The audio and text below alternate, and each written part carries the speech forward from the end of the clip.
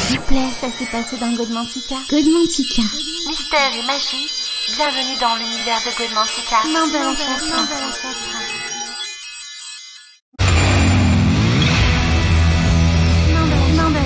Main de l'ancêtre.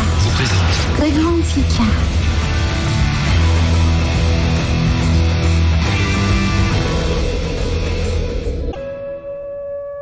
Bienvenue dans l'univers de Mandala.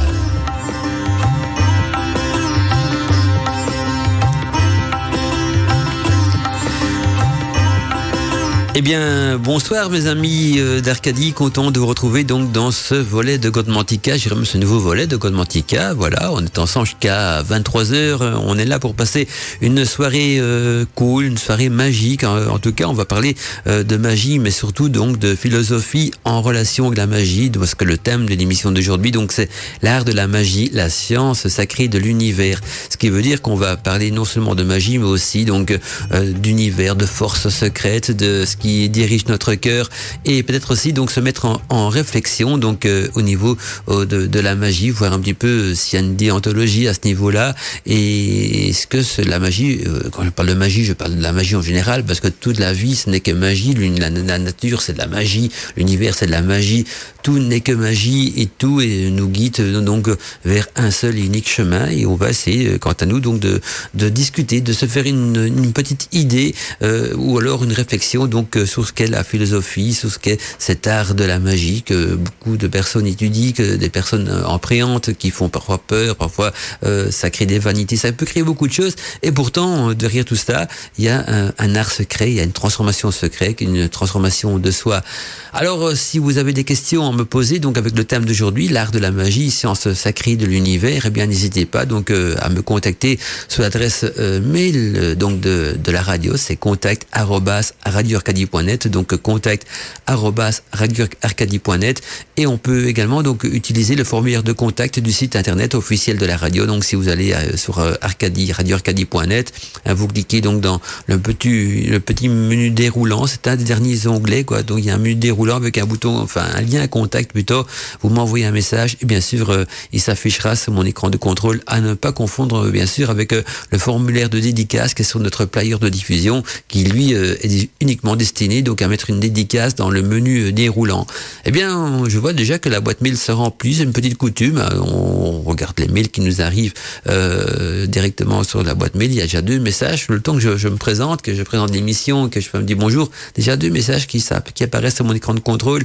D'abord un message de Patricia qui nous dit donc bonsoir Mandala, prête pour passer une belle soirée en ta compagnie, comme tout est synchroniste, donc je lis en ce moment donc Histoire de la magie d'Eliphas Lévis. Bonne soirée à toi et tous mes amis d'Arcadie. Bise Patricia. Très bonne lecture Patricia. Eliphas Lévis, qui est d'ailleurs un grand personnage qui a marqué l'histoire de la magie, et justement si je dois vous conseiller un de ces livres qui pour moi est le meilleur, peut-être le plus complet aussi, c'est Dogmes et rituels donc de haute magie donc d'Eliphas Lévis. On aura l'occasion peut-être un jour de reparler donc de tous ces grands magiciens qui ont marqué le chemin de la magie, parce que ils nous ont laissé donc des ouvrages impérissables et même intemporel, c'est-à-dire qu'il reste d'actualité même quelques siècles après leur diffusion. Il y a aussi Magali qui me fait un petit coucou, qui me dit bonsoir à tous, encore un sujet passionnant ce soir, je tombe de sommeil, alors peut-être pour être sûr de ne rien rater, je vais enregistrer l'émission juste au cas où. Bonne idée. Donc c'est vrai que quand vous loupez une émission le vendredi parce que vous avez une sortie entre copains ou un truc à la TV, ou même que vous endormez, pourquoi pas enregistrer l'émission, ça peut être chose intéressant, ça permettra non seulement de la réécouter, mais peut-être de prendre des notes, et puis qui sait d'ici quelques années peut-être ce seront des vieilles émissions Godmantica qui deviendront peut-être des collectors, il y aura peut-être des échanges d'émissions ou quoi que ce soit. Je plaisante bien sûr, mais c'est vrai que n'hésitez pas, c'est une solution. Souvent on me dit tiens, je sais pas écouter l'émission, est-ce qu'il y aura un podcast? On dit comment on diffuse pas des podcasts de toutes les émissions, en tout cas seulement que des grosses émissions, débat libre antenne et les portes du mystère, c'est une solution aussi. Comme quand on loupe un film à la télévision, on l'enregistre sur son je sais pas, on a des décodeurs, on a plein de trucs pour enregistrer ça, ben on peut très bien enregistrer une émission sur Arcadie aussi, comme par exemple Godmantica. Très bonne idée, Magali, en tout cas. Donc elle nous souhaite une très belle soirée à tous et à toutes, ainsi qu'à toi, Mandala. Merci Magali, bisous à toi aussi. Et alors il y a Marjorie qui me fait un petit coucou aussi. C'est Marjorie de Carcassonne. Je m'en doutais quand je vois Marjorie, je dis ça, c'est de Carcassonne. Elle me dit bonsoir Mandala, ravi du thème de ce soir et hâte encore une fois donc d'en savoir plus. Belle soirée à tous les auditeurs et auditrices d'Arcadie. Merci à toi également Marjorie. Et donc voilà, je laisse ma boîte mail ouverte sur mon écran de contrôle et on va commencer quant à nous donc à entrer dans ce thème qui est l'art de la magie, la science sacrée de l'univers. Et je vais commencer d'ailleurs avec une phrase mythique, une phrase qui est écrite donc à l'entrée du temple des Delphes, qui était donc un temple initiatique de la Grèce antique. Cette phrase nous disait simplement « Connais-toi toi-même et tu connaîtras l'univers et les dieux ». Une phrase digne de sens et surtout une phrase de réflexion. Donc connais-toi toi-même, tu connaîtras l'univers et les dieux. Une sorcière ou un sorcier donc qui pratique les arts secrets de la magie a le pouvoir donc de changer sa peur en joie, hein, les frustrations en épanouissement, ainsi que cette faculté donc de pouvoir se libérer des limites temporelles et se projeter donc dans l'illimité. C'est un sujet que j'ai assez souvent discuté d'ailleurs sur la radio. Et donc il faut savoir que le monde d'aujourd'hui est tout aussi magique que celui des générations passées. Je pense à notre amie Patricia qui est en pleine lecture donc d'Eliphas Lévis. Eh bien, il y a encore des très bons livres aussi, peut-être pas forcément de la même qualité parce que j'ai l'impression qu'il y avait beaucoup plus d'initiés il y a quelques siècles et à notre époque, il y a plus d'écrivains. Alors, est-ce qu'un écrivain est un initié ou pas? À vous de juger. Hein, voilà. Comparer parfois des livres de Papus, d'Eliphas Lévis avec des livres plus modernes. On parle de la magie de manière différente. Je vais pas dire que les livres modernes sont de moins bonne qualité, loin de là. C'est une autre vision, une autre manière d'aborder le thème. Et donc le chemin de la sapience des sorcières n'appartient pas donc forcément à un passé révolu, bien au contraire. Donc il est toujours possible de l'emprunter encore à notre époque. Et le retour des sciences magiques implique donc le retour à l'innocence. L'essence même de la sorcière est une transformation de soi. Et en effet, la sorcière regarde les transformations du monde, mais aussi son âme habite donc des royaumes de lumière. Les décors changent, la voyante demeure et surtout demeure la même dans son corps, dans son âme et dans son esprit, car votre corps n'est rien d'autre qu'un temple, abritant donc les souvenirs de vos anciennes vies et devient donc la maison de votre âme. Hein, on dit d'ailleurs que le cœur de l'homme est le temple de son âme. La sorcière blanche est lunaire, transcendante donc l'opposition, cette opposition qui fait partie de la dualité, c'est-à-dire l'opposition de la lumière et de l'obscurité, du bien et du mal, du plaisir et de la douleur, et tout ce que voit donc la sorcière plonge ses racines dans un monde invisible où la nature reflète donc les humeurs de la sorcière. Le corps et l'esprit peuvent parfois dormir, mais la sorcière reste toujours donc en éveil et détient le secret de la sagesse et des sciences magiques et de l'amour universel. Il faut savoir d'ailleurs que la magie n'est pas un art qui se limite donc qu'à jeter ou à fabriquer des sorts. Hein. Ce n'est pas du tout un art de destruction ou même d'une sorte de nombre d'Aladin qu'il suffit de frotter, de faire un vœu et hop, notre vœu s'exauce. Non, c'est plutôt une transformation que l'univers opère donc sous la sorcière. Cette transformation que l'univers va opérer sous la sorcière, c'est une relation secrète donc avec le féminin et le masculin sacré. Et il n'y a rien de plus magique d'ailleurs que la présence du sacré dans notre vie. Cela d'ailleurs change tout, hein, cela nous transforme. Et là on en revient donc à cette phrase mythique, donc connais-toi toi-même et tu connaîtras donc l'univers et les dieux. Et donc on est dans cette transformation mythique, dans cette transformation que le sacré va opérer donc sur nous. Et quand je parle de nous, c'est bien sûr du sorcier et de la sorcière. Et donc il n'y a rien de plus magique que la présence du sacré dans notre vie. Cela change tout et nous transforme. C'est une relation qui est quand même exceptionnelle et qui ne cesse chaque jour donc de nous étonner et qui en plus donc repousse les frontières dans lesquelles nous nous cantonnons tout au cours de notre vie. Et puis la magie, c'est aussi donc l'art de mener une vie créative empreinte donc d'énergie et de présence divine. Le divin est important dans la magie. La sorcière va souvent relater donc cette présence, cette notion de Dieu et de déesse, de cette dualité divine. Et ce n'est pas ce qu'une sorcière fait donc avec la nature, avec l'univers qui a son importance, mais plutôt donc ce que la nature et l'univers vivant feront donc avec la sorcière. Et lorsque celle-ci s'ouvrira au sentier de la sagesse et de la connaissance, c'est une sorte de danse sacrée qui nous met donc en relation sur le chemin donc de l'initiation. C'est la joie qui fait vibrer notre cœur aux douces musiques de l'univers, c'est l'érotisme qui vibre en nous et nous ouvre les portes secrètes du masculin et du féminin sacré. C'est aussi l'extase qui exalte notre âme vers l'éternité. Et lorsque cela se produit, eh bien les roses fleurissent dans les jardins d'hiver, les papillons remplissent les arbres de nos jardins secrets et l'amour universel entre en action. Et par-delà les frontières du temps, et je pense d'ailleurs bien sûr au cheminement de cette éternelle sagesse ainsi qu'à l'amour universel qui en découle. Et les véritables sorcières donc savent intuitivement donc que notre monde est rempli de cette douce magie. Et lorsque l'on goûte donc au fruit de l'amour universel et qu'on découvre à travers lui que l'univers est également donc rempli de cette magie, eh bien les sorcières et les sorciers deviennent donc des amoureux éternels de cette nature et de l'univers. Et dans la pratique, toute forme de magie exige une grande concentration et aussi de la visualisation qui implique également donc des capacités mentales. Et bien souvent d'ailleurs ces capacités mentales sont étouffées ou niées dans notre culture contemporaine. D'ailleurs on revoit cette résurrecence du néo-chamanisme ou du néo-paganisme en Europe qui est là pour nous renouer donc avec ces capacités mentales et perdues avec le temps donc qui contiennent justement dans la pratique toute forme de magie et qui reprend donc cette concentration et cette visualisation qui implique donc notre union et notre osmose avec les forces de l'univers. Et bien que beaucoup de sorciers parlent donc de magie comme une manière de changer à sa guise donc son état de conscience et les énergies qui nous entourent, il faut quand même savoir que la magie n'est pas simplement donc qu'une question d'état d'esprit ou une projection de sa pensée. Il ne faut pas d'ailleurs considérer la magie comme une sorte d'école de spiritualité transcendante ou un ensemble de rituels mécaniques. Et pour réaliser donc un rituel, il ne suffit pas de porter, comme je l'ai déjà dit précédemment aussi dans beaucoup d'émissions, de porter sur soi que la bonne couleur de tunique, sous la meilleure constellation planétaire, d'utiliser l'encens approprié au rituel, d'invoquer les divinités adéquates avec des bonnes incantations bien sûr. Et suite à cela, on va dire tiens, je peux m'auto-proclamer sorcière. C'est important la pratique, c'est important de connaître tous ces codes de pratique, tous ces symbolismes qui rentrent en fonction dans la pratique, mais ce n'est pas tout. Et croyez-moi, si notre art était aussi simple, eh bien toute l'humanité disposerait donc depuis bien longtemps de pouvoirs surhumains. Et voilà ce qui résume déjà en quelques mots donc cette philosophie de la magie. Et c'est bien parce que pendant que je suis en train de vous expliquer tout ça, je vois donc la boîte mail qui se remplit et donc il y a des mails qui sont pas signés, mais c'est comme des petits messages sympas que j'ai envie de partager avec vous. On me dit donc par exemple, je suis très contente de vous écouter et de prendre des notes afin de m'enrichir encore et encore. Merci Mandala, c'est anonyme mais c'est très gentil.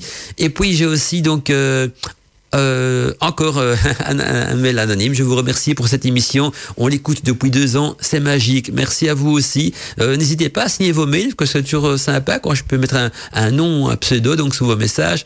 Voilà, je crois que j'ai fait tout le tour de ma boîte mail. Et déjà, 21h18. Allez, assez parlé. Un petit peu de musique aussi, parce que il y a les publicités, donc, qui vont devoir se lancer. Et ce sera d'ici quelques instants. Place maintenant, à une musique enchanteresse qui nous vient justement de la série de Merlin l'Enchanteur. On est sur Radio Arcadie, il est 21h18, on est dans Godmantica et je vous souhaite à tous et à toutes une belle soirée pleine de magie et surtout plein d'enchantement, ceci grâce à la radio. S'il vous plaît, ça s'est passé dans Godmantica. Godmantica. Mystère et magie, bienvenue dans l'univers de Godmantica. Je vois que la boîte mail d'Arcadie se remplit. Je vais y revenir d'ici quelques instants, tout de suite après avoir terminé donc mon introduction et mon explication donc sur cette philosophie de la magie. Et donc on disait que avant tout la magie doit être nourrie. Elle doit être nourrie par une grande passion. Ceci aussi bien donc avec la puissance de son corps, mais aussi avec la profondeur donc du cœur. Concentration, travail et sagesse seront évidemment donc les éléments primordiaux. Mais si vous n'avez pas en complément donc la ténacité, la sagesse et l'ouverture d'esprit, eh bien la magie restera donc pour vous qu'un rêve folklorique et complètement fantaisiste. Et certains vous diront que l'énergie avec laquelle nous travaillons en magie n'est ni bonne ni mauvaise, qu'elle est simplement donc neutre. C'est pourquoi elle peut être mise donc au profit autant des bonnes choses que des mauvaises actions, dépendant donc uniquement de la volonté de la personne qui pratique la magie. Mais au vu de mon parcours initiatique et de mon expérience personnelle, qu'il s'agisse donc de produire de l'énergie, d'assister à une invocation, même de travailler en transe ou d'avoir donc des visions et des révélations qui m'ont d'ailleurs à chaque fois emmené donc au plus profond de mon être intérieur, eh bien ce cheminement m'a absolument et résolument convaincu que l'énergie donc avec laquelle nous travaillons de manière positive sera toujours bien sûr celle de l'amour universel. Parfois elle provient donc du féminin sacré ou parfois même elle provient du masculin sacré, mais parfois aussi elle est également donc purement composée donc d'énergie érotique. Et en revanche, oui, il est important bien sûr pour vos rituels de fixer donc le bon moment pour effectuer sa pratique et d'utiliser aussi donc les outils, les matériaux qui vont vous aider donc à entrer en osmose avec cette énergie opératoire, et aussi en plus donc d'utiliser les herbes, les accessoires qui renforceront donc la présence des entités invoquées et qui favoriseront donc aussi les états énergétiques. Il est aussi d'ailleurs important de concentrer son attention et de visualiser donc sa volonté. Mais au final, la réalité et la réelle faculté que vous allez mettre donc en œuvre pour exercer les arts de la magie dépendra donc avant tout de vos dons, ainsi que de votre visualisation et de votre concentration, et ceci donc par l'osmose avec le féminin et le masculin sacré, dont les souffles d'ailleurs parcourent continuellement notre univers.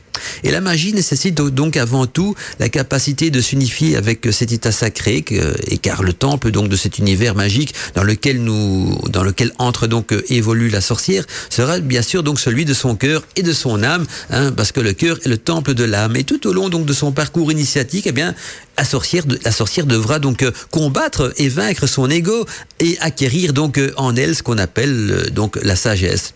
Ce sera bien sûr uniquement à cette condition qu'elle pourra donc ouvrir les portes de son cœur aux connaissances de l'amour universel. Et d'ailleurs, la véritable magie est un art spirituel qui conduira donc la sorcière vers l'unification de l'esprit avec l'énergie de la matière, lieu d'ailleurs où l'esprit danse avec la matière par l'énergie de l'amour et où la matière donc donne vie à la volonté. Une phrase qui va revenir souvent dans cette émission: la matière qui donne vie à la volonté de quoi? Mais à la volonté de l'esprit, bien sûr. Et la vraie nature donc de cette unification se fait donc dans cet amour universel qui a la faculté donc de pouvoir tout unir dans l'univers. Que ceux qui ont des oreilles donc affinées et un cœur éclairé par la grande déesse me comprennent, car ici se cachent de grands secrets dans ce que je viens de partager avec vous. Alors je vais jeter un petit coup d'œil quand même sur la boîte mail d'Arcadie, parce que je suis content aussi de voir que vous êtes nombreux à participer. Et donc il y a Robert qui nous dit donc: bonsoir Mandala, bonsoir à tous les Arcadiens.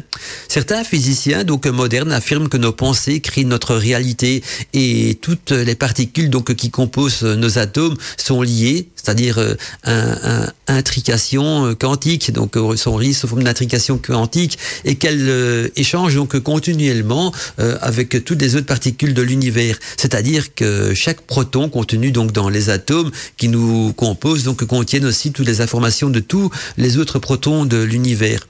L'univers serait donc, nous dit Robert, en fait un champ d'information qui crée donc la réalité. Ce n'est pas là une forme d'explication scientifique du fonctionnement de la magie, nous demande Robert. Donc voilà, et puis il termine son message avec puis Hécate donc qui éclaire le chemin caché, nous révéler donc ceux de la magie. Alors je vais reprendre un petit peu le message de Robert et décortiquer ça tous ensemble. Donc oui, tu as raison à 100% quand tu dis donc que notre réalité, elle est quantique, et donc on est tous composés d'atomes et de particules. Par contre, là où il y a une petite erreur, c'est pas des protons, ce sont les particules qui sont les éléments donc les plus petits de l'univers, et donc on est tous composés de particules, notre corps, les atomes, l'univers, et on est tous en interaction donc avec ces énergies. Et d'ailleurs, dans la mécanique quantique, on a remarqué que quand qu'une particule peut se trouver donc à plusieurs endroits différents, c'est déjà magique. Hein. Attention, j'emploie le terme magique de manière assez péjorative, parce que je veux surtout montrer donc cette magie est une loi métaphysique de l'univers, une loi quantique bien sûr. Et donc une particule peut se retrouver à plusieurs endroits de l'univers. Elle peut également donc avoir une influence sur une autre particule. On appelle ça la loi des relations. Ainsi, par exemple, vous travaillez sur une particule et puis l'autre se met à bouger également. Et puis il y a aussi l'observateur qui a quelque chose à avoir là-dedans également. Donc ça veut dire que tout ce qu'on pense, on le crée. D'ailleurs, on va en parler un peu plus dans cette émission aussi quand on va aborder donc la loi du secret que la loi de l'attraction. Et donc ce que tu décris, Robert, n'est rien d'autre donc que la loi de l'attraction, qui est une loi bien sûr efficience et qui est la base même donc de la magie. Et donc l'univers est une sorte de champ qui crée la réalité, comme tu dis, mais la réalité c'est pas l'univers qui la crée, c'est nous-mêmes qui la créons, parce que dans la loi de l'attraction, on se rend compte donc on pourrait résumer la loi de l'attraction à ceci: je pense donc je crée. Voilà, on dit, il y avait cette fameuse loi de la personnalité qui disait je pense donc je suis. Moi je dirais plutôt je pense donc je crée. Et tout ce qu'on pense, on crée. Si on pense des bonnes choses, si on évolue dans l'amour universel, on va transformer le monde, on va créer un monde meilleur. Mais évidemment, c'est une sorte de bras de fer entre les pensées d'amour universel et les pensées peut-être qui vont à l'opposé, c'est-à-dire les pensées donc je vais employer un terme qui va désigner peut-être je cherchais un terme de caricature pour désigner donc les pensées contraires. Je dirais des pensées des arrivistes donc ceux qui n'ont que comme divinité, comme Dieu, la puissance et l'argent. Et donc ce sont deux pensées complètement contraires et inconciliables. Et c'est ça un petit peu le combat dans l'univers. Mais si vous voulez devenir donc une bonne sorcière, et j'emploie toujours le terme sorcière au féminin, vous savez pourquoi, hein, je mets pas les femmes en évidence, ce n'est pas du tout féministe ou quoi que ce soit, mais parce que en anglais le terme sorcier n'existe pas, hein. Donc on dit witches pour les hommes, j'allais dire pour les mâles et les femelles, ben, c'est vrai, pour les hommes et pour les femmes. Et donc en français par contre on a adopté il y a pas longtemps, parce que je pense même pas qu'en latin le terme sorcier existait au masculin, donc on a adopté le terme sorcier. Mais voilà, et puis c'est parce que il y a beaucoup plus de sorciers que de sorcières. Mais et vous allez voir que dans la Wicca, souvent quand on parle de sorcières, on parle aussi bien des hommes que des femmes. Mais si vous voulez, parfois je reprends le terme sorcier aussi pour dire que la jante masculine est bien sûr repris dedans, hein. La preuve, j'en fais partie, hein, au cas où vous ne saurez pas, je suis un homme. Donc voilà, comme ça vous savez tout. On est dans le secret ce soir, il me semble. Et donc tout à fait d'accord avec toi, Robert, c'est ce que tu dis, sauf que je remplacerai le mot proton par particule, parce que proton c'est autre chose encore. Les atomes sont composés donc d'éléments d'électrons, hein, qui sont des éléments négatifs et donc de protons plutôt, et hors des neutrons entre les deux. Voilà. Et donc les protons c'est positif, le neutron c'est négatif, et donc voilà, et puis quoi que le proton il peut parfois être neutre aussi. Enfin, je vais pas rentrer dans cette mécanique quantique, mais voilà, c'est très complexe, et on va aborder le thème quand on va donc parler de cette loi, de la loi de l'attraction. Mais donc retenez donc que l'univers c'est surtout de particules quantiques qu'il faut parler à ce niveau-là, et que la magie est bien sûr une concentration de la pensée qui va influencer ces particules quantiques et influencer notre vie. Une chose importante justement quand on parle de la pensée qui influence l'univers, et je reprends donc cette phrase: je pense donc je crée. Alors beaucoup de personnes vont dire je vais faire une prière à l'univers, une prière à la déesse, au Dieu ou Dieu tout simplement. Une chose que vous savez peut-être pas, mais qui pourtant qui est importante, c'est que dans l'univers la négation n'existe pas. Vous allez dire, je vois pas le rapport, la négation est quelque chose d'important qu'il faut retrancher de votre vocabulaire. Alors je vais vous montrer ce que ça veut, là où ça devient du danger. Si vous faites une prière, hein, pour l'univers, un dieu ou une déesse, et que vous employez donc cette fameuse loi de l'attraction, c'est-à-dire je pense donc je crée, eh bien si dans votre prière, par exemple, vous dites tiens, je ne veux pas de guerre, eh bien le terme pas est une négation. Hein, on est bien d'accord. Et comme la négation n'existe pas dans l'univers ne va pas capter votre négation. Elle va capter donc je veux la guerre. Ouais, là votre phrase elle change complètement. Ou bien je sais pas, moi je manifeste contre la guerre. Eh bien comme le terme contre est une négation, ça veut dire que vous manifestez pour la guerre. Alors on dit pas je manifeste contre la guerre, on dit je manifeste pour la paix. Là on n'est pas dans la négation. Hein, vous voyez ce que c'est important. Ou bien si vous vous dites tiens je ne veux pas tomber tomber malade, ben le ne pas est une négation que l'univers n'entendra pas. Et donc ça veut dire je veux tomber malade. Alors que il suffit de demander à l'univers, je veux rester en bonne santé. Là, il n'y a pas de négation. Donc c'est important quand vous faites une prière dans un rituel ou vis-à-vis de l'univers ou d'un dieu ou quoi que ce soit, de ne jamais mettre de négation dans votre prière ou dans votre demande ou dans votre demande quantique, parce que la loi d'attraction c'est ça aussi, que comme dans l'univers la négation n'existe pas, parce qu'il n'y a pas d'univers négatif, tout est positif, tout n'est que dans l'amour universel, et dans l'unité il n'y a pas de négation non plus. Donc ne mettez jamais de négation dans vos désirs, dans vos demandes et dans vos rituels. Ne dites pas je ne veux plus avoir froid, parce que ça veut dire littéralement l'univers va comprendre le message par je veux avoir froid, mais vous devez plutôt dire je veux avoir plus chaud, voilà. Ou je dis pas j'ai pas envie de, je ne veux pas rater mes examens, que ça veut dire simplement je veux rater mes examens. Vous dites je veux réussir mon année. Donc toujours aller dans le côté positif et ne jamais employer donc de négation quand vous faites un rituel, une prière ou quoi que ce soit, parce que comme la négation n'a aucun sens, elle n'existe pas dans l'univers, il ne va capter que les mots positifs de votre phrase, et si on enlève à certaines phrases la négation, ça change complètement le sens de la phrase, et donc ça change complètement le sens de votre demande aussi. Et voilà pourquoi parfois des prières n'aboutissent pas ou des rituels n'aboutissent pas, parce que vous avez mis de la négation dans votre demande, et que ce soit dans l'univers ou dans la magie, la négation n'a aucun sens parce que elle n'est pas perceptible et n'a aucune fonction quantique vis-à-vis des particules. On peut pas créer par la négation. Quand on parle du terme je pense donc je crée, il faut toujours rester dans le positivisme pour créer. La négation, c'est l'anticréation, c'est la destruction, et donc on ne sait pas créer quelque chose de nouveau avec un mode de négation dans la phrase. Donc l'univers va zapper la particule négative ne pas ou je ne veux pas, et donc quand on enlève ça, la phrase prend complètement donc un sens différent. Je sais pas si vous voyez ce que je veux dire, c'est très complexe, on est dans la philosophie de la magie, donc on aborde des thèmes qui pourraient vous donner peut-être de la migraine, je peux pas vous donner une aspirine parce que j'en ai pas ici sur la main, mais voilà, c'est très complexe, mais le but c'est de surtout donc vous mettre en réflexion. Il y a Mireille qui m'envoie un petit message aussi, elle me dit bonsoir Mandala, j'espère que tu vas bien. Ben oui, je vais bien, la grande forme du vendredi soir comme on dit, un super thème et impatiente donc de t'écouter ce soir. C'est vrai que ce que tu viens de dire, la couleur de la tunique n'est pas plus important depuis que je m'y intéresse donc et que je lis, je m'instruis, etc.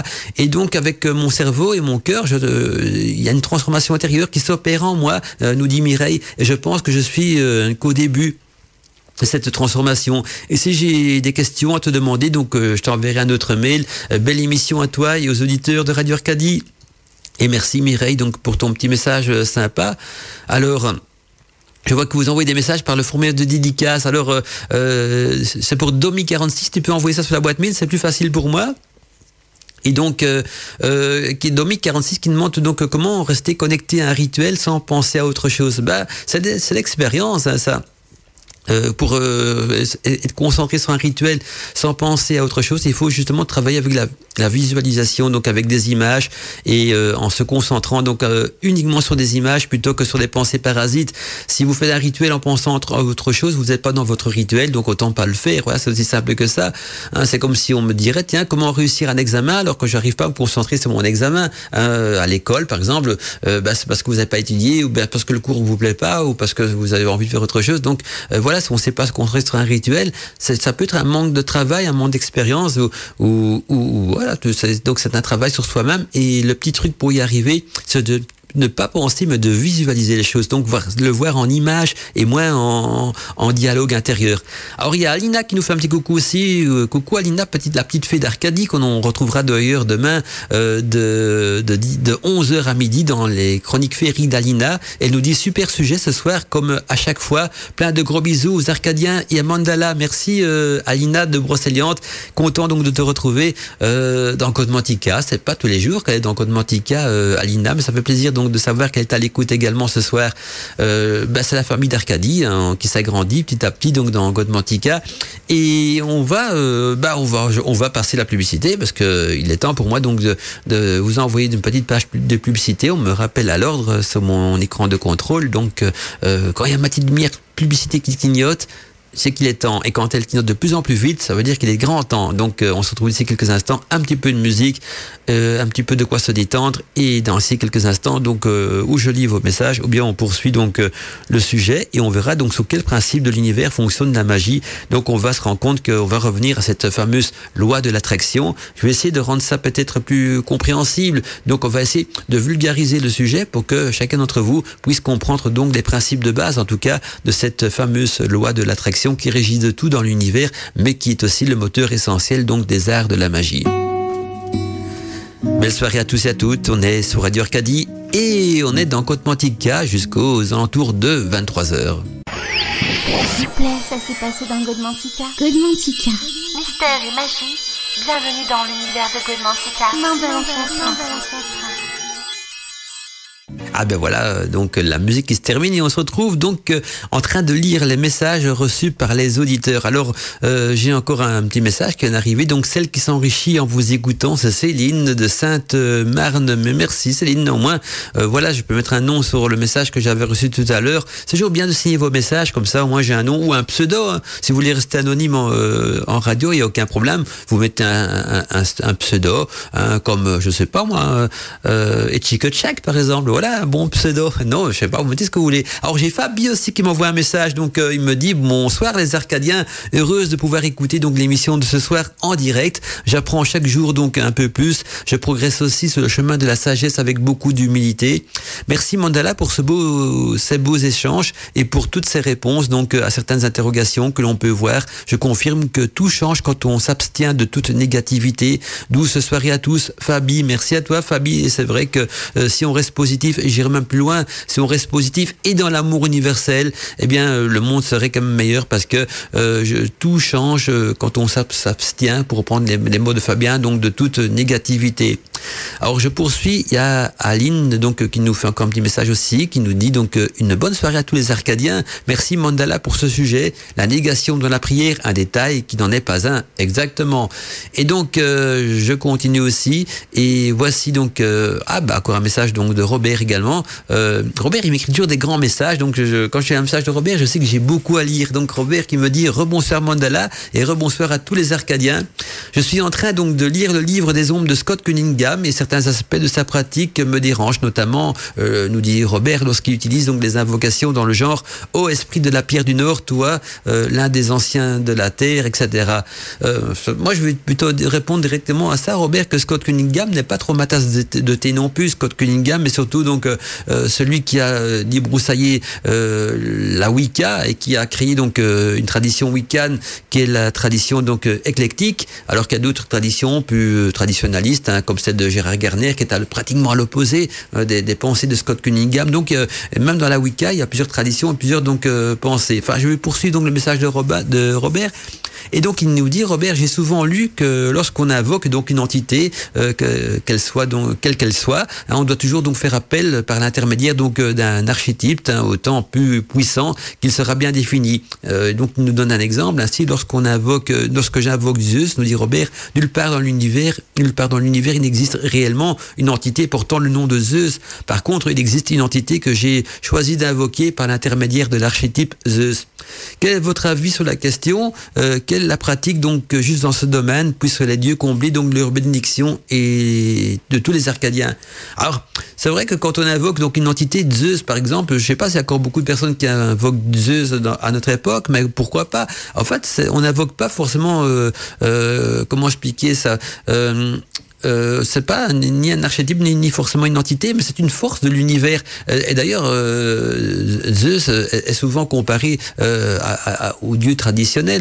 Donc peu importe le nom qu'on le donne, parce que il faut voir aussi ça un petit peu au niveau des panthéons. Certains vont l'appeler Zeus, donc vont l'appeler Horus ou Dieu tout simplement. Et donc dans l'Antiquité grecque, quand ils utilisaient Zeus, c'était une force de l'univers. Pour le terme exact, mais vous allez absolument pas comprendre ce que je veux dire par là. c'est un éther. Quand on parle de éther, ce sont ces forces de l'univers qui font fonctionner l'univers. Un éther est un terme égyptien qui désigne justement une force, comme il y a la force de l'amour, il y a la force de, certains vont l'appeler Cupidon, d'autres Aphrodite, d'autres vont l'appeler Vénus, par rapport à l'énergie de la planète, qui est symbolisée par cette force-là.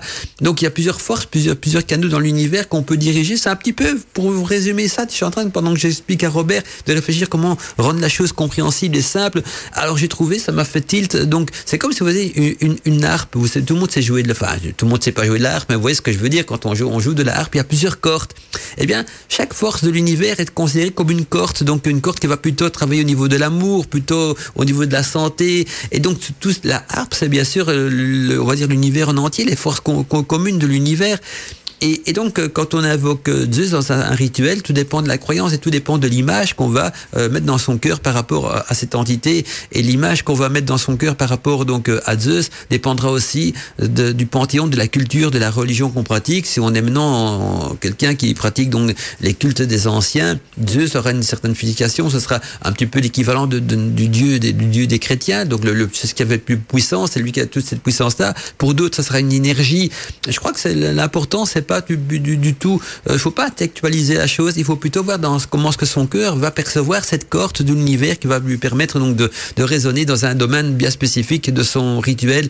Mais c'est vrai que c'est une question qui vaut la peine quand même d'être débattue, et justement on va regarder un petit peu, ça sera peut-être plus facile pour vous, sur quel principe de l'univers donc fonctionne la magie.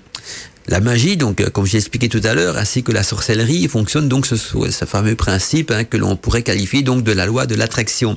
Retenez bien ce terme, la loi de l'attraction, qui est un terme qui reviendra souvent donc dans nos émissions, et il y a beaucoup de choses à dire là-dessus. Donc je regarde un petit peu si j'ai bien réglé mes boutons. Donc si vous entendez parfois ma voix qui est hésitante, parce que je parle et je fais de la technique en même temps, donc pas toujours évident de jongler avec les deux. Donc je reviens à cette fameuse loi de l'attraction qui fonctionne donc sur les principes de la mécanique quantique, donc un terme qu'on a repris déjà dans les questions des auditeurs. Donc la loi de l'attraction fonctionne sur ces fameux principes de la mécanique quantique et nous démontre donc que nos pensées créent notre réalité. Donc je reviens de nouveau à ce terme, je pense donc je crée. Et la réussite d'un rituel de magie donc dépendra de l'application de la loi de l'attraction, c'est-à-dire que de cette manière vous allez utiliser votre pensée et aussi de la manière dont vous allez utiliser la visualisation créative. Et donc les réussites de la magie donc dépendra non seulement de l'application de la loi de l'attraction associée donc à cette fameuse visualisation créative, mais aussi au principe du geste parfait. Et donc le geste parfait, c'est ce que ça veut dire, la manipulation de vos instruments dans le rituel, donc le cercle magique, les encens, tout ça, les gestes, les incantations, fermer le cercle magique, tout ça est important aussi. Donc c'est important donc de savoir que la magie, si on pourrait dire la réussite d'un rituel, ne tient qu'à ceci, qu'à cette petite phrase que je viens de partager avec vous. Donc retenez que la réussite du rituel dépendra surtout donc de l'application de la loi de l'attraction. Ça veut dire quoi? De votre pensée, de votre foi, de votre concentration, associée à la visualisation créative. C'est quoi? C'est visualiser votre rituel dans sa réussite. C'est important. N'oubliez pas que la négation n'existe pas. Donc la foi et la visualisation créative, c'est-à-dire qu'il faudra visualiser son rituel toujours dans la réussite, comme s'il serait réussi, évidemment, et comme s'il serait déjà même applicable. Et on rajoute tout ça le principe du geste parfait au niveau des mains qui vont accompagner cette pensée. Donc la pensée se passe et dans les particules quantiques de votre pensée, et dans la vision créative aussi, et dans le geste parfait qu'on fait avec les mains. Et tout ça ensemble va former donc ce qu'on appelle la magie. Et donc cette loi d'attraction, comme j'expliquais tout à l'heure, fonctionne donc c'est ces principes de la mécanique quantique qui démontrent que nos pensées créent notre réalité. Et tout ceci n'est qu'une histoire de vibration en quelque sorte. C'est quand on réfléchit et qu'on dit ouais, la magie c'est de l'énergie, moi je dirais plutôt c'est de la vibration. La loi de l'attraction par exemple, le terme peut surprendre parce que c'est vrai, loi de l'attraction, c'est un terme qui peut surprendre, je suis d'accord, mais quel rapport avec celle décrite par Newton par exemple ou revue même par Einstein qui explique l'influence donc de la matière et de l'énergie sur le mouvement des corps et des astres? Eh bien cette règle de vie part du principe que tout dans l'univers est constitué donc d'énergie, comme l'expliquait Robert dans son message d'ailleurs. Tout dans l'univers est constitué d'énergie et émet donc une fréquence. Et en plus, nos aptitudes donc et nos pensées créent donc une vibration ayant la capacité d'agir sur cette énergie, donc sur cette fréquence et donc sur notre environnement. Et quand je parle d'énergie, de fréquence, j'en reviens donc à sa fameuse corde de la harpe que je vous avais décrit tout à l'heure, si vous vous en souvenez. Et donc, les arts de la magie et de la sorcellerie peuvent donc attirer vers nous cette énergie quantique en permanence, que nous soyons donc conscients ou même en état modifié de conscience, hein, c'est-à-dire en état de transe par exemple, et nos désirs et nos pensées ainsi que nos émotions reflèteront donc l'état de notre esprit. Et appliqué au domaine de la psyché par exemple, eh bien le terme il apparaît dès 1906 hein, dans le livre donc La vibration de la pensée et la loi de l'attraction dans le monde de la pensée de William donc Walker Atkinson hein, où il explique justement le pouvoir de la volonté et le pouvoir de la concentration et de la subjection. Et en médecine, eh bien, cette influence de l'esprit entre aussi donc dans le processus de la maladie et surtout dans le processus de guérison. Hein, il n'y a plus rien à prouver de ce côté-là. Et en effet, la théorie quantique pourrait même vous expliquer que tout est réseau de connexion et tout est réseau de potentialité. Et la réalité n'a pas d'existence matérielle figée. Hein. Ça veut dire que la réalité n'est pas coulée dans du béton. Bien au contraire, l'intention de l'observateur influe sur l'état et sur le résultat observé. Et ça, c'est même pas moi qui vous le raconte, c'est la science même qui dit que l'observateur est important au niveau de la mécanique quantique de l'univers, de tout ce qui nous entoure. C'est-à-dire c'est vous l'observateur, c'est vous qui observez et qui pensez et qui recréez automatiquement. Et nous détectons donc le pouvoir de modeler nos vies. On détient ce pouvoir en nous de modeler nos vies. Et donc, je reviens à cette phrase, je pense, donc je crée. Les sentiments négatifs comme par exemple la colère, la dépression ou même la culpabilité induisent donc des mauvaises vibrations et qui attireront bien sûr à nous des rencontres ou des expériences néfastes. Hein. C'est ce qu'on appelle justement non seulement la loi de l'attraction, mais là c'est la loi du choc en retour. Alors que l'enthousiasme, l'amour et la gratitude ont à même donc de booster notre avenir. L'intégralité donc de ce qui nous arrive, le meilleur comme le pire, eh bien répond simplement à nos pensées et à nos comportements. Et si on a des problèmes, c'est peut-être parce qu'on a décidé de les accepter, ces problèmes, ou en tout cas de les créer. Et assumer donc cette responsabilité, assumer la responsabilité de notre environnement qui nous donne donc justement le pouvoir, cette pensée, cette responsabilité nous donne justement le pouvoir de pouvoir changer cet environnement. Et c'est cette même règle de l'attraction qui s'appliquera bien sûr aux lois de la magie. Et donc quand vous faites un rituel, eh bien vous appliquez donc la loi de l'attraction en revenant donc à ce côté donc de pensée puissante, donc de concentration, de visualisation créative, hein, donc deux outils déjà en un, et du geste parfait. Et si un de ces trois principes donc ne fait pas partie de votre rituel ou est négligé dans votre rituel, eh bien le rituel ne fonctionnera pas tout simplement. Et donc les échecs ne sont imputables qu'à vous-même parce que vous avez donc oublié un de ces trois principes qui est donc la concentration, la visualisation créative, qu'on peut même dire la foi, parce qu'il faut visualiser son rituel réussi, et le geste parfait, donc c'est-à-dire la technique opératoire de la magie. Encore un message qui vient d'Eric qui nous dit donc bonsoir Mandala et tous les auditeurs. Pour moi, la magie donc est un art pour se réaliser à notre vraie nature et à une autre ou des entités. Ah non, voilà, je reprends la phrase. Donc pour moi, la magie est un art pour se relier donc à une vraie nature et à une ou des entités. Désolé parce que j'écris en tout petit parfois, donc j'ai du mal à vous lire. C'est pourquoi donc je fonctionne, nous dit Eric, en me considérant toujours comme le pratiquant d'une religion. Ainsi donc j'ai le sentiment de pratiquer un rituel même simple et qui a toujours donc des effets sur nos trois plans, c'est-à-dire physique, l'esprit et l'âme. Belle soirée, Eric. Ok, oui, tout à fait. Donc la magie est d'ailleurs une religion parce que surtout quand on pratique la Wicca par exemple, on peut dire la Wicca c'est une philosophie, mais c'est une religion aussi parce que on y implique donc deux éléments essentiels qui sont un dieu et une déesse représentés donc par deux énergies qui sont le masculin et le féminin sacré. Et donc on peut avoir également ce sentiment de pratiquer donc une religion en pratiquant la magie. Parce que justement, on travaille au niveau de l'esprit, de l'âme et de la physique, et surtout, on est là dans le but de la transformation de soi. Chaque religion a un petit peu ce but-là, la transformation de soi, et en même temps la transformation de notre âme, de notre corps et de notre esprit. Tout ceci, la magie le permet également. Et donc, pour moi, oui, la magie peut parfois être considérée comme une religion, mais je mettrais le terme religion entre guillemets, parce que il y a peut-être des dogmes et tout ça aussi en magie, il y a des règles à respecter, mais voilà, il y a pas de prêtre, il n'y a pas d'officiant ou il y a des grandes prêtresses dans la Wicca, mais ça c'est des titres qui font partie de la Wicca. Je dirais que c'est dans la magie, on a un maître à respecter, c'est l'univers, parce que on est toujours en relation avec l'univers, et même les entités que vous invoquez dépendent également de cette source primordiale qu'est l'univers. Donc on en revient toujours donc au point de départ qu'est l'univers.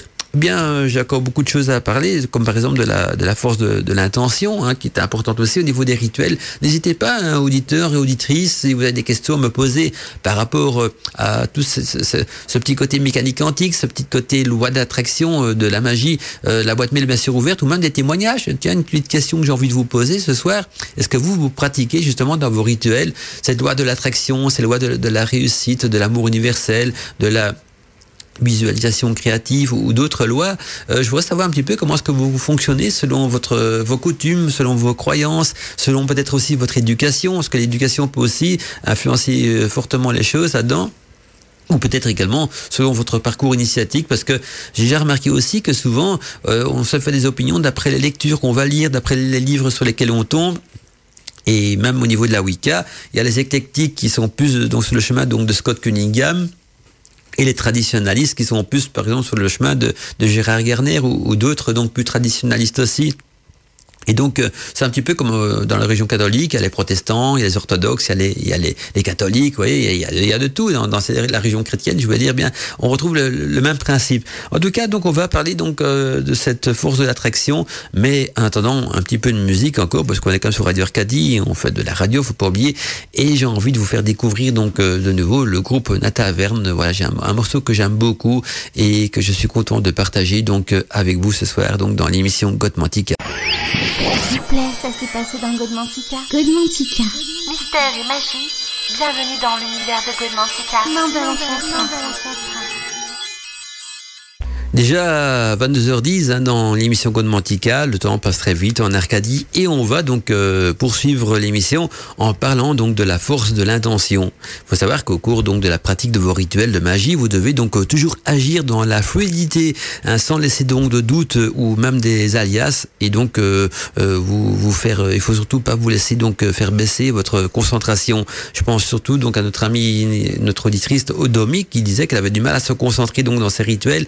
Eh bien, il faut justement que la concentration soit toujours là, pas d'aléas qui pourraient vous distraire, et surtout donc rester dans cette fluidité de votre rituel. Ensuite, donc petit à petit, la magie produira donc dans votre entourage de vie ce changement d'énergie. Il y aura des signes qui apparaîtront, qui finiront même par créer donc des circonstances favorables à la réalisation donc de votre projet, qui aura donc été motivé à travers votre rituel. Donc votre rituel va déjà transformer votre vie, transformer l'univers qui est autour de votre vie. Mais pour ça, il faut bien sûr, au cours de votre rituel, surtout ne pas se laisser distraire, donc pratiquer les gestes avec fluidité. On en revient au bon geste, au geste parfait, et surtout, il faut surtout pas laisser de doute ni d'alias donc à votre concentration et à votre visualisation. Il faut que vous soyez donc dans la foi de réussite. D'ailleurs, sur un label attractif, la loi, le terme loi reprend donc les principes présents donc dans bien des sagesses ancestrales,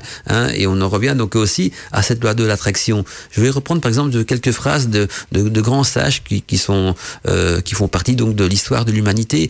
Première phrase qui nous dit ceci. Vous allez voir de qui ça vient. Tout ce que nous sommes est le résultat de ce que nous avons pensé. Donc tout ce que nous sommes est le résultat de ce que nous avons pensé. C'est une phrase qui vient de Bouddha. Et puis une autre phrase qui dit le karma prône qu'on récolte ce qu'on sème. Donc le karma prône qu'on récolte ce que l'on sème, rappelle le prêtre donc zen Ruth. Et puis il y a aussi Ozeki qui nous dit toutes nos pensées, aptitudes et actions s'impriment et ont une conséquence, d'où la nécessité donc de choisir très soigneusement ses pensées. Donc je répète la phrase d'Ozeki, toutes nos pensées, aptitudes et actions s'impriment et ont une conséquence, d'où la nécessité de les choisir très soigneusement. Et en yoga, il existe aussi la notion donc de sankalpa. Sankalpa qui est une graine que l'on plante donc dans le coin de sa tête, en étant donc bien sûr en relation profonde, et cette graine, si on la cultive, eh bien elle va finir par germer, et cela va donc bien au-delà de la pensée positive. Nos conditionnements personnels, éducatifs ou même culturels façonnent donc un large éventail d'idées préjugés sur ce que nous croyons pouvoir ou devoir faire dans nos vies. Ces préjugés sont aussi enracinés, que nous les laissons souvent donc nous contrôler sans les questionner. Alors les questions qu'il faudrait surtout se poser, c'est ça, c'est qui sommes-nous vraiment ? Que voulons-nous profondément ? Et pourquoi le voulons-nous exactement ? Ce qui sera donc en cassant bien sûr les chaînes de notre conditionnement et de notre inconscient que les portes secrètes bien sûr de la magie et de la sorcellerie s'ouvriront complètement à vous. Et donc vous voyez quand même que la pensée, on peut l'analyser de toutes les manières que l'on veut, on peut lire tous les écrits que l'on veut, de sagesse, de religion, de magie, on en revient toujours à cette phrase qui nous dit « je pense, donc je crée ». Place encore à la musique. On va bientôt donc devoir enclencher les prochaines pages de publicité. En tout cas, ça fait un plaisir d'être là avec vous ce soir. Je vois que vous êtes bien nombreux à écouter Godmantica comme chaque vendredi soir. C'est Mandala Chakra avec vous, en tout cas, jusqu'à 11h, j'allais dire, 11h, un petit peu plus, ou 11h, parce que j'ai pas beaucoup de temps ce soir. Je vais être en forme, me dispo. Et demain, et pourtant, j'ai beaucoup de choses à partager avec vous. Donc, on va essayer d'avancer dans l'émission. Et n'hésitez pas, donc la boîte mail est bien sûr toujours ouverte pour vos messages, vos questions ou vos témoignages.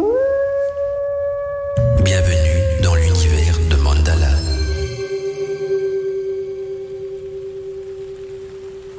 Mandala Chakra, a voice in the night. Eh bien, on poursuit donc l'émission. Hein. Le temps passe vite déjà, 22h24, mais c'est pas grave, on a encore du temps devant nous, donc tant mieux. Et j'ai envie de vous parler à présent donc du fameux choc en retour, parce que j'ai déjà lu beaucoup de choses là-dessus, des aberrances comme des choses intéressantes. Et puis je vois que vous êtes nombreux aussi à en parler autour de vous, dans les réseaux sociaux, les forums et tout ça. On dit toujours attention, la magie, il y a le choc en retour. Donc je me suis dit, ce serait bien une fois de vous expliquer ce que c'est exactement le choc en retour. Et donc pour bien comprendre, quand on parle de choc en retour, retenez juste une phrase importante, on récolte toujours ce qu'on a semé. Vous allez voir ce que je veux dire par là. Dans l'univers, il y a une loi universelle qui dit que toute action entraîne une réaction. Et une autre loi, découverte plus récemment par les scientifiques et chère aussi aux adeptes de la physique quantique, qui est appelée donc l'effet papillon, qui nous dit donc que le battement d'aile d'un papillon à Tokyo peut provoquer donc un orage à New York. C'est principalement donc sur la base de ces deux lois que je vais donc essayer d'expliquer donc le principe de ce fameux choc en retour qui apparaît donc dans beaucoup d'ouvrages de magie. Il semble important aussi de préciser que pour commencer, que la magie est avant tout donc une démarche spirituelle, ce qui implique normalement donc que le magicien dans ses actions agit donc dans une volonté d'élévation. Et quand je parle d'élévation spirituelle bien sûr, et aussi d'élévation au niveau de la sagesse, donc de transformation de soi, ou en clair donc de détachement du matériel vers le spirituel. Et toute action entraîne d'office une réaction. Et en effet, quoi que l'on fasse, cela influe donc sur notre environnement proche ou lointain, sur notre vie ou sur celle de ceux qui nous entourent.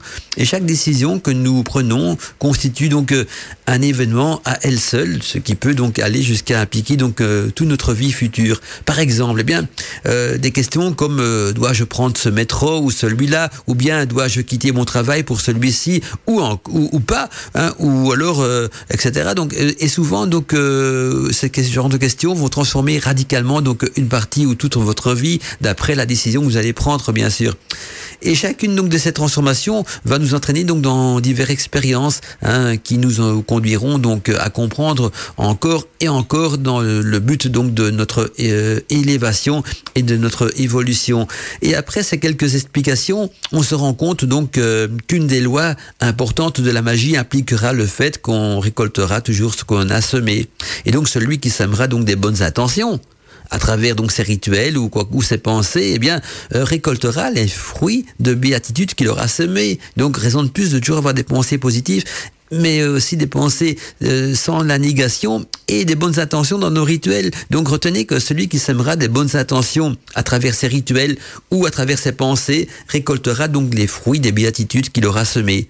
Et pour celui qui sèmera donc des mauvaises intentions à travers ses rituels, il recevra donc sous forme d'un retour de boomerang, le contre-courant donc des mauvaises intentions qu'il a semées. C'est ce qu'on appelle donc le choc en retour. Mais dans les deux cas, c'est du choc en retour. Quand on récolte les béatitudes et des fruits qu'on a semés, ou les mauvaises, ou bien le contre-courant des mauvaises intentions qu'on aura semées, dans les deux cas, c'est un choc en retour. Donc on récolte ce qu'on a semé. Donc tant que vous êtes dans l'amour universel, tant que vous êtes dans la bienveillance, pour reprendre une phrase qui est chère à notre amie Alina, qu'elle utilise souvent aussi dans son vocabulaire, eh bien, il n'y aura jamais de choc en retour négatif, il n'y aura que des bonnes béatitudes en choc en retour, parce qu'on récolte ce qu'on a semé. Mais quand on est malsain, quand on fait de la mauvaise magie, de la magie pour nuire ou influencer les autres, bien sûr, là, on va récolter le courant de ces mauvaises intentions qu'on aura semées. Et on peut donc en conclure que la magie n'est pas du tout donc dangereuse tant que celle-ci sera donc utilisée avec sagesse et pour semer donc des bonnes intentions. Alors je regarde un petit peu les messages des auditeurs aussi, parce que je vois que la boîte mail me fait un petit signal. On a encore un message de Robert qui nous dit donc rebonsoir à tous. Je ne pratique pas la magie opérative, c'est-à-dire que je me refuse donc à essayer de projeter une force ou une volonté pour influencer sur les êtres ou les choses. Par contre, bien que païen de tradition helléniste, nous dit Robert, je pratique la méditation de tradition donc indienne, l'activation et l'harmonisation des chakras qui était essentielle donc dans cette discipline. Et j'ai le sentiment que c'est également donc essentiel pour les pratiques magiques. Oui, bien sûr. D'ailleurs, Robert, je te conseille de réécouter un ancien Godmantica en podcast qui traite justement donc de la magie, des chakras, des dons et comment développer ces dons en développant ces chakras. Je pense que le Godmantica, on peut le trouver sur Arcadie TV, mais également donc sur Wiki Radio, parce qu'il y a la version Wiki Radio et peut-être même dans les podcasts donc du site de Radio Arcadie si vous allez sur la page de présentation donc des animateurs. Donc voilà, bien sûr donc Robert a le sentiment que c'est également essentiel dans les pratiques de la magie, bien sûr. Donc là je renvoie tous les auditeurs auditrices intéressés donc par le développement des dons et chakras à réécouter donc cet ancien podcast de Godmantica. Et pour terminer, donc Robert nous dit puissent les dieux apporter le meilleur aux Arcadiens. Merci encore Robert pour ce partage. Regarde s'il n'y a pas d'autres messages pour le moment sur mon écran de contrôle. Pas du tout, donc c'est bien, on pourra continuer l'émission. En attendant, donc on poursuit également avec encore un petit peu de musique et de magie.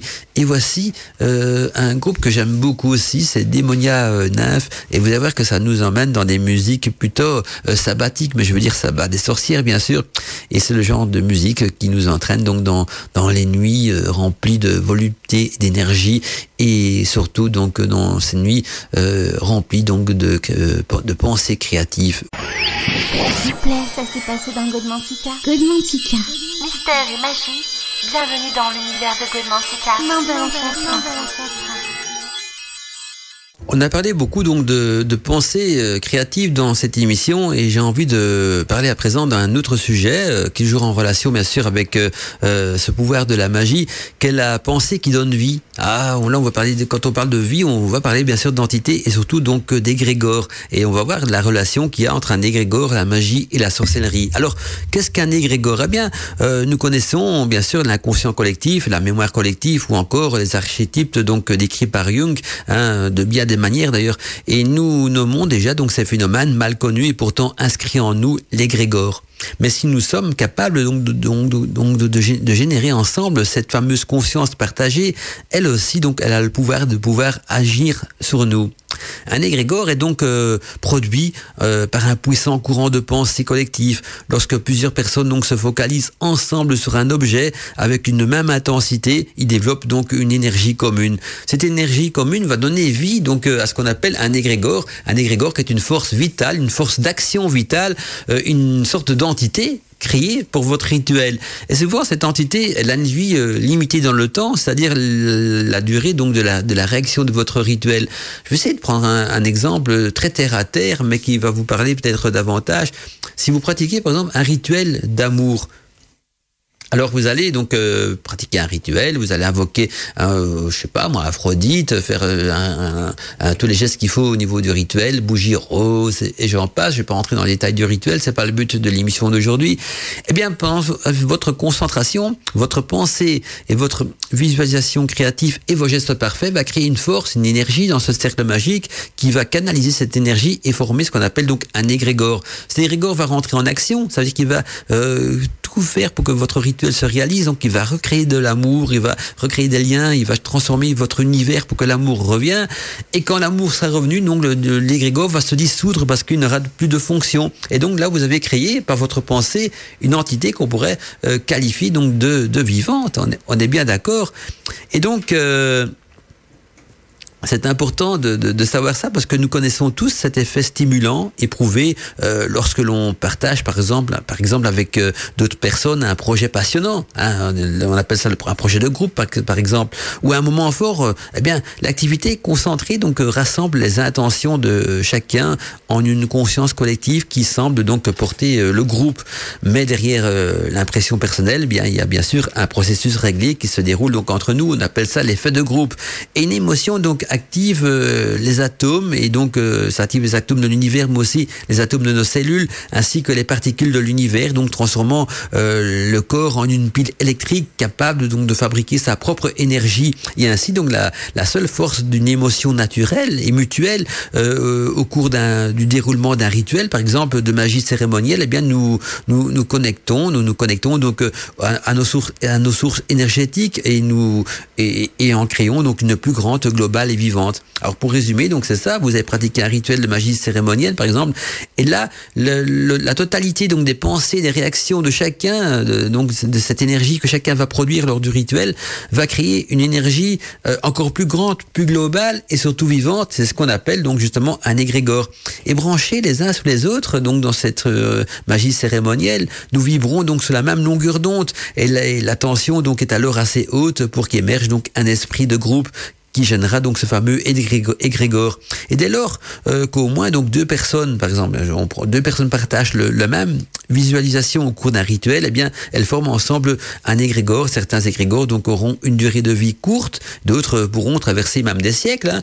Il y a des égrégores qui ont transféré des siècles entiers.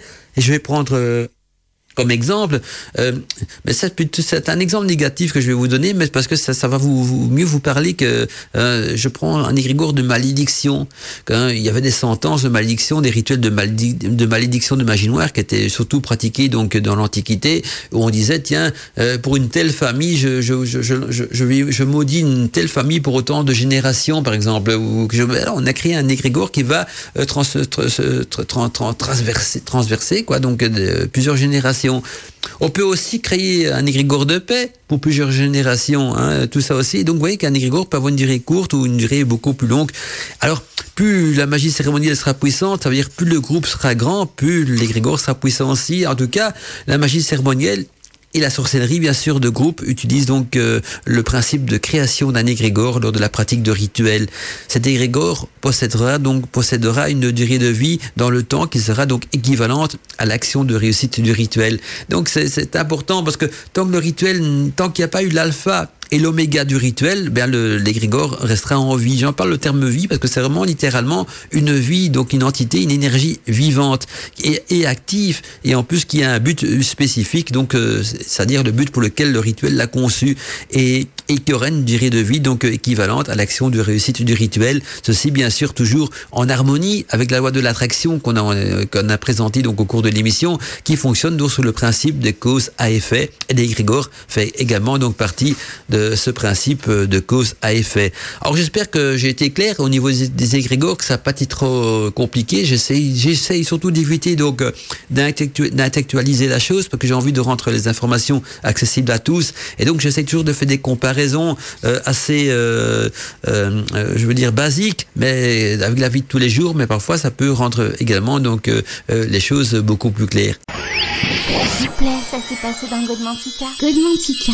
Mystère et magie, bienvenue dans l'univers de Godmantica. Alors, je regarde encore un petit peu le temps qui nous reste et les messages des auditeurs aussi. Il y a Katou qui nous envoie un message, donc elle nous dit « Bonsoir Mandala ». Je fais partie d'un groupe dont la fondatrice nous dit qu'elle a créé un égrégore. Je n'ai pas le nom de cet égrégore, seule la fondatrice du groupe le connaît. Question, donc est-ce que je peux demander donc de l'aide à cet égrégore sans en connaître son nom? Merci. Et toujours super intéressante donc l'émission de Katou. Alors tu vois un exemple de Katou, ce que tu expliques là, c'est bien parce que donc là un groupe a été créé et le groupe est sur donc peut-être la protection, et je dirais même la domination d'un égrégore. C'est-à-dire que tous les membres de ce groupe sont en quelque sorte protégés. Ça veut dire surtout que ce groupe ne laissera pas de place à un intrus qui serait peut-être négatif. Donc la protection dans ce sens-là que cet égrégore est sûrement pour but de protéger le groupe de toute personne négative qui pourrait essayer d'entrer ou de nuire au groupe. Alors, invoquer le groupe, seule la créatrice pourra le faire, vu que toi tu fais partie donc des personnes protégées et pas du créateur de l'égrégore. C'est souvent le créateur de l'égrégore qui peut encore avoir une influence sur un égrégore, quoique une fois que l'égrégore a été créé, il devient souvent autonome et on ne sait plus donc forcément le maîtriser, parce que lui il fait sa fonction. Quand la voiture est en route, c'est plus difficile de l'arrêter. Par contre, donc les groupes, c'est un bel exemple d'égrégore. Même une famille peut être considérée comme un égrégore. Si une famille se crée dans l'amour, donc mari et femme qui s'aiment, les enfants et tout le monde s'aime, et que les parents ont envie de protéger leur famille, ils peuvent créer donc un égrégore familial. Une équipe de football peut créer également un égrégore. On va pas prendre l'équipe de France qui a gagné le mondial récemment. Cette volonté donc de groupe de vaincre, cette volonté de se dire on va y arriver, ce qu'eux vont appeler se motiver les uns les autres, ils vont se créer un égrégore qui va les amener vers la victoire. Et c'est le même principe qui se passe un petit peu en magie, en retenant qu'un égrégore est une entité vivante qui a pour but donc de réaliser ce que le groupe, ce que la magie cérémonielle donc aura donc activé, ou en tout cas aura désiré à travers une pensée commune, et donc en créant donc cet égrégore. On va voir un autre type de magie. Vous allez peut-être mieux comprendre ce qu'on veut dire au niveau des égrégores en analysant donc la haute magie. Il y a la basse magie, donc qui fait donc la sorcellerie et la magie blanche font bien sûr partie, ou la magie naturelle si vous préférez. Et puis il y a la haute magie. Et on verra donc que la haute magie est une magie très dogmatique. Il y a des choses à respecter, contrairement à la sorcellerie où là on peut faire un petit peu ce que les grimoires nous disent, mais aussi ce qu'on a envie de faire, si on est déjà bien initié et qu'on est sûr de ne pas faire de bêtises. La haute magie, ce sont des dogmes et des rituels qui datent d'il y a très longtemps. Et au fait, pourquoi est-ce que ces rituels sont codés? Pourquoi est-ce qu'on n'a pas changé un chouïa, une virgule à ces rituels? Parce que ces rituels comprennent déjà en eux un égrégore. Donc c'est le fait de pratiquer le rituel à la lettre, ça veut dire qu'on va se connecter à un égrégore très ancien. Un égrégore, parce que le rituel de haute magie peut dater de l'Antiquité, du Moyen-Âge ou quoi que ce soit. Et donc là, on se connecte à un égrégore beaucoup plus ancien qui a été créé par d'autres personnes, par d'autres groupes au départ, mais qui a cette faculté de s'amplifier avec le temps. Donc le rituel de la haute magie est un rituel qui de siècle en siècle devient de plus en plus puissant, parce que chaque fois que des groupes le pratiquent, ils le pratiquent toujours de la même manière, de la même fonction, à la lettre près, à la virgule près, que le rituel se renforce. Et donc vous nourrissez l'égrégore et vous le renforcez. C'est d'ailleurs un petit peu de la même manière que naissent souvent les religions aussi, je mets entre parenthèses. Mais donc vous allez nourrir ce rituel et le rendre de plus en plus puissant de siècle en siècle, contrairement à la sorcellerie et la magie traditionnelle où là c'est beaucoup plus spontané. Alors je m'explique, je vais expliquer un petit peu mieux ce que c'est la haute magie. Là, il y a de la haute et de la basse magie. On entend parfois donc parler de haute magie, et ce nom est surtout donc employé par des gens qui appellent donc la sorcellerie traditionnelle la basse magie, et donc et puis la magie plus ancienne, c'est les rituels qui s'amplifient avec le temps de la haute magie. Alors je sais qu'on peut se dire, tiens, pourquoi ces deux termes, l'un pompeux et l'autre péjoratif? Eh bien, parce qu'il s'agit donc là de termes employés par les mages cérémoniels. Ces sorciers pratiquent donc une magie basée sur des rituels très complexes, sur des incantations en langue morte, parfois également faisant donc abondamment appel à la mythologie. Cette magie, qui a souvent donc pour référence un livre appelé donc le Sceau de Salomon, est pratiquement donc d'ailleurs ce livre une référence dans la haute magie. Et en magie cérémonielle, il y a beaucoup de règles et de secrets et peu de place donc pour l'instinct et la créativité, car elle se base donc sur des écritures immuables, puisque les rites en question justement ont été utilisés encore et encore depuis des siècles et des siècles. Ils ont donc accumulé à travers le temps une puissance extrinsèque, et les esprits et les entités donc impliquées dans ces rituels ont l'habitude donc de participer à ces cérémonies. Donc elles y participent automatiquement, parce qu'elles sont automatiquement invoquées, et elles en connaissent donc les incantations et savent précisément donc quel rôle y jouer, et justement parce qu'elles sont guidées par l'égrégore du rituel qui lui est resté vivant de siècle en siècle. Et donc la magie cérémonielle, elle a donc une puissance non négligeable si les rites sont bien sûr bien exécutés à la lettre, et peu importe donc l'originalité du pratiquant, qu'il connaisse ses rudiments d'hébreu, de latin, ou qu'il a ses livres anciens, ses symboles complexes tracés. sait, hein, ça n'a pas trop d'importance, même si tout est fait méticuleusement, donc et les accessoires rares sont parfois demandés aussi. Le pouvoir sera surtout à la portée de sa main, parce que c'est l'égrégore du rituel qui va invoquer et qui va donc donner vie et réussite à ce rituel. Contrairement à l'opposé justement à la sorcellerie traditionnelle qui elle laisse beaucoup de place à la créativité, et son vrai pouvoir vient du pratiquant. Hein. En sorcellerie magie naturelle, on dit toujours que le pouvoir vient du pratiquant, qu'il faut développer ses dons, développer ses chakras, tout ce qui va avec. Alors qu'en haute magie, il n'y a pas forcément des dons à développer, puisqu'on se connecte déjà à un égrégore qui existe déjà depuis des siècles et des siècles, et qui devient de plus en plus puissant de siècle en siècle, parce que chaque fois qu'on pratique le rituel de magie cérémonielle de haute magie, bien qu'on redonne de la puissance et on amplifie donc cet égrégore. Mais par contre, quand on pratique de la sorcellerie traditionnelle, on n'emploie pas d'égrégore. Là, on emploie donc le pouvoir de créativité et donc le pouvoir de ses propres dons, donc de générer par nos propres chakras.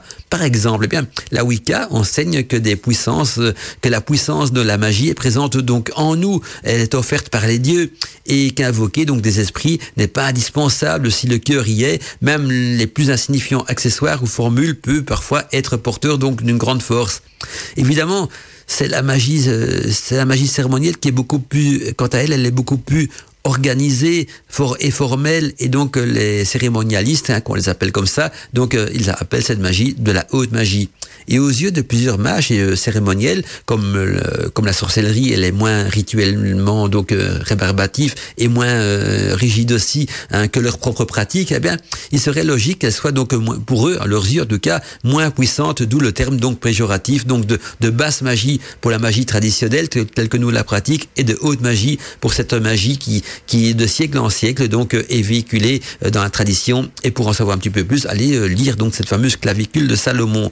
Alors que choisir dans nos pratiques, de la haute magie ou de la basse magie? Eh bien, je dirais que tout dépend donc de la personnalité du pratiquant. Ça dépend surtout de votre personnalité, donc la personnalité du pratiquant. Quelqu'un, par exemple, d'original, spontané, qui dédaigne donc les règles et surtout qui préfère donc se fier seulement à son propre jugement, trouvera évidemment sa force dans la sorcellerie traditionnelle. Inversement, quelqu'un qui accorde plus d'importance à l'apparence, au prestige, à la discipline, à la méthode, et qui éprouve donc le désir de s'impressionner lui-même pour se convaincre de ses propres capacités, eh bien, trouvera certainement donc que la haute magie est plus puissante et plus appropriée pour lui, en tout cas, que la magie traditionnelle. Et comme la haute magie fait très souvent donc appel à la mythologie et aux croyances donc parfois aussi judéo-chrétiennes, eh bien, il est évident que l'immense majorité donc des païens et dont les Wiccans préfèrent bien sûr la sorcellerie, hein, plus compatible avec leurs croyances. Cependant, l'exception confirme donc la règle. Il existe aussi des cérémonialistes Wiccans. Hein. Il s'agit donc de sorciers adhérant donc aux traditions les plus strictes et les plus structurées de la Wicca, comme la Wicca de Gérard Garner par exemple, où les rituels sont très organisés et où une initiation bien sûr généralement requise. Et voilà pourquoi aussi qu'on retrouve donc dans cette notion dans la Wicca, de Wicca éclectique et de Wicca traditionnaliste, tout comme on trouve dans la magie et la sorcellerie, donc la basse magie qui comprend la sorcellerie et la magie blanche, et la haute magie qui est une magie dogmatique qui est restée la même de siècle en siècle.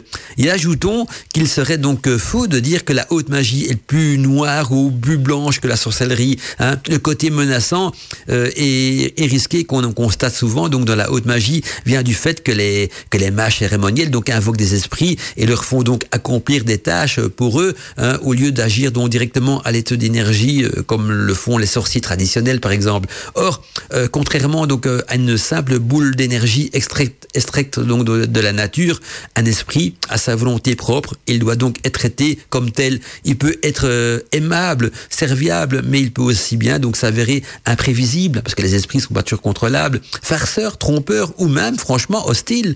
Et donc les adeptes de la haute magie ont l'habitude donc de ces risques, hein, parce que ils ont l'habitude de ces risques constants et s'entourent donc de moult de précautions, d'où l'aura donc de danger, de vigilance qui semble donc mimer leurs pratiques et leurs secrets. Donc ils emploient souvent des pentacles, des talismans, tout ça pour se protéger, parce que on ne sait pas par quoi l'égrégore a pu être contaminé à travers le temps. Vu que beaucoup de groupes ont pratiqué le même rituel, ça peut parfois être des groupes d'une magie, enfin, aux intentions plus blanches, hein, pour donner plus, on va dire, plus bienveillantes, et des groupes aux intentions moins bienveillantes.